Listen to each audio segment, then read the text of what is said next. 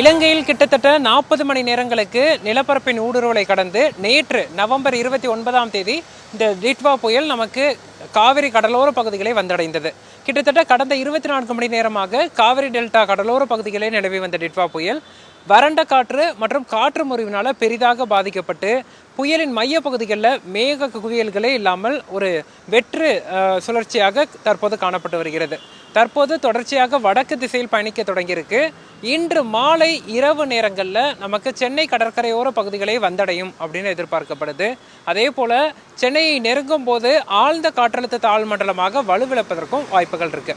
இது தற்போதே வலுவிழந்து காணப்படுவதாலும் இந்த வறண்ட காற்று மற்றும் காற்று முறிவினால பாதிக்கப்படுவதனாலும் புயலின் மைய பகுதியிலோ அல்லது வடக்கு பகுதியிலோ பெரிதாக மேக குவியல்கள் இல்லை. அதே சமயத்தில் சென்னையை நெருங்கும் போது இந்த புயலும் நம்ம மேற்கத்திய தாழ்வு நிலையின் இடையூறும் ஒன்றோட ஒன்று இணைய இருக்கிறது. அப்படி ஒரு நிகழ்வு ஏற்படும் போது இந்த வறண்ட காற்று விலகப்பட்டு புதிதாக ஈரப்பத காற்று உள்ளே நுழையும் அப்படின்னு எதிர்பார்க்கலாம். அதன் காரணமாக இன்று இரவு நள்ளிரவு நேரங்களில் புதிய மேக குவியல்கள் உருவாக இருக்கு. அதன் காரணமாக நமக்கு சென்னை முதல் நெல்லூர் வரையிலான பகுதிகளில் அந்த புதிய மேக குவியல்கள் காரணமாக இன்று இரவு நாளை அதிகாலை நேரத்தில் கனமழை நம்ம எதிர்பார்க்கலாம். ஆனால் அந்த புதிய மேகங்கள் நெல்லூருக்கு அருகே உருவாகிறதா அல்லது சென்னைக்கு அருகே உருவாகிறதா என்பதை நம்ம தொடர்ச்சியாக கண்காணிக்க வேண்டிய ஒரு சூழல் ஏற்பட்டிருக்கு.